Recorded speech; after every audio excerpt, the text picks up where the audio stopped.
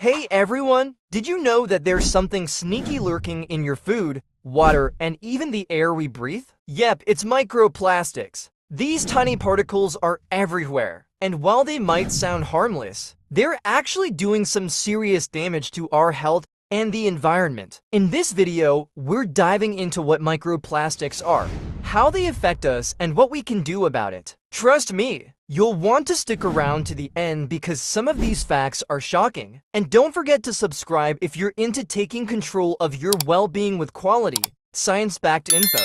Let's get into it. What are microplastics? First off, let's break it down. Microplastics are tiny pieces of plastic smaller than 5 millimeters. They come from a couple of different places. Some are primary microplastics, meaning they were made that small on purpose, like the little beads in some face scrubs, or the fibers that come off your clothes in the wash. Others are secondary microplastics, which come from bigger plastic things like bottles or bags that break down over time. And since plastic doesn't decompose like organic material, it just keeps breaking into smaller and smaller pieces, eventually becoming microplastics.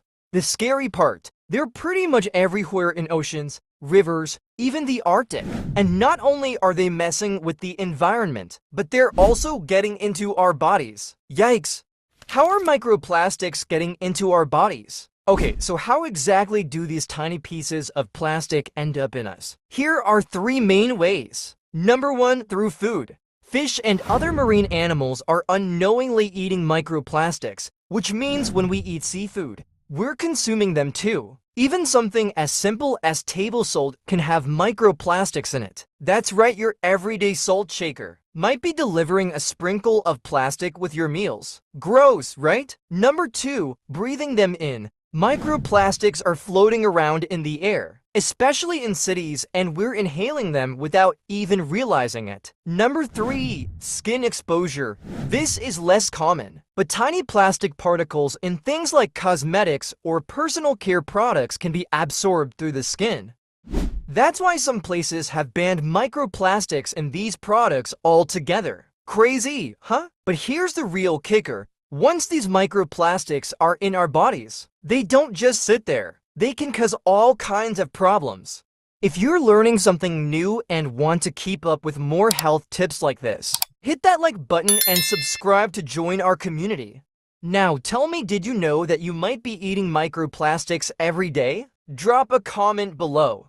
What microplastics do to our bodies? So, what's the big deal? Are these tiny bits of plastic really that dangerous? Sadly, yes. Research shows that microplastics can mess with our health in a lot of ways. Number 1, hormone disruption. Microplastics can release chemicals like BPA. You've probably seen BPA-free labels on some products. Without it means that will mess with our hormones. This can affect things like fertility, causing problems with sperm quality and even increasing the risk of miscarriages.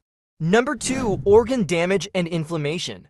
Some studies suggest that microplastics can cause inflammation and damage organs like our liver and kidneys. They've even been linked to weight gain and insulin resistance, which could contribute to diabetes. Number 3, brain and mental health issues. Even more alarming, microplastics can cross the blood-brain barrier. Yep, they can actually get into your brain. This could potentially lead to problems like anxiety, depression, and maybe even lower IQ. Number 4, gut health. Finally, microplastics mess with our gut health. They disrupt our gut flora, the good bacteria that keep our digestive system running smoothly, leading to issues like inflammation, digestive problems, and possibly even autoimmune conditions. What can we do about it? Now, I know this sounds scary, but don't panic. There are some steps we can take to minimize the amount of microplastics we consume. Number 1, reduce plastic use. This one's obvious,